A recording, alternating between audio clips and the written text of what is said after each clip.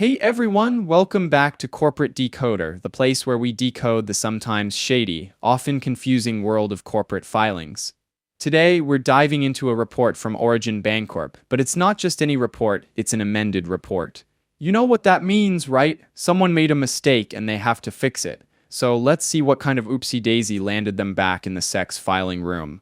This is Amendment Number 1 to Origin Bancorp's quarterly report. They initially filed this report back in November, but now they're changing it, refiling it at the end of February.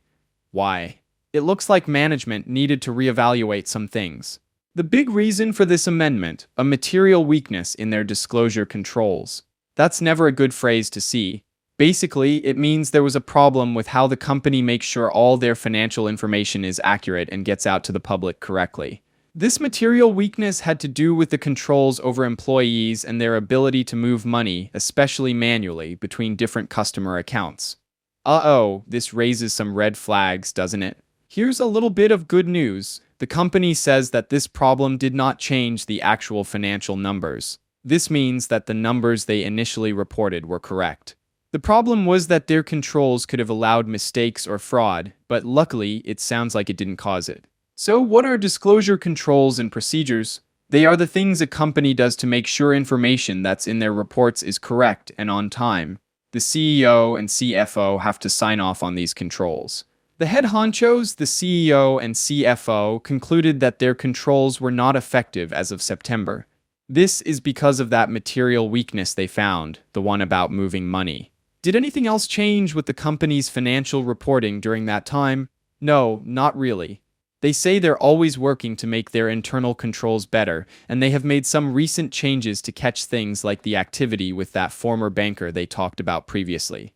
It sounds like someone was up to no good in East Texas, but they don't give many details. Here's a bit of a disclaimer from the company. They say that even the best controls have limits. There will always be mistakes, people will make errors, and there is always a risk of fraud. Because of this, even a good system can't catch everything.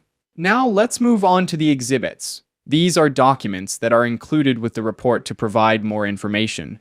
Let's scroll to Exhibit 31.1. These are certifications from the CEO and CFO. They're basically saying that, to the best of their knowledge, the report is accurate and doesn't leave anything important out.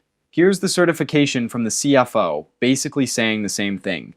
These certifications are also required by law under the Sarbanes-Oxley Act. That law was passed in 2002 to make sure companies are honest in their financial reporting. If a CEO or CFO lies on these certifications, they can get in big trouble. So, what's the overall story here?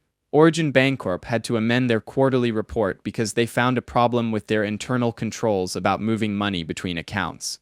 They say that this didn't actually change any of the financial numbers, but it's still a serious issue that they need to fix.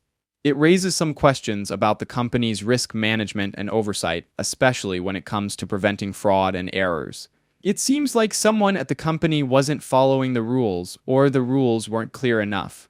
The fact that the CEO and CFO had to sign off on this amended report shows that they're taking it seriously.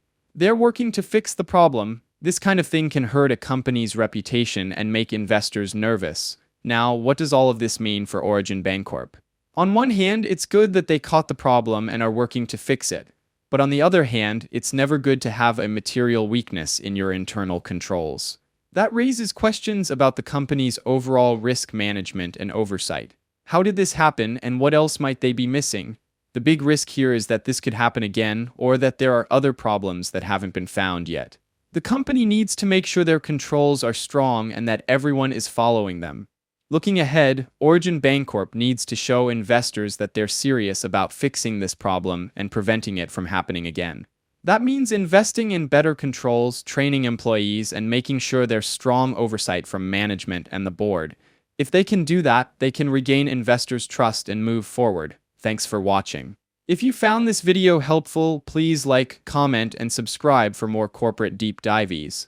Let me know in the comments what company I should decode next.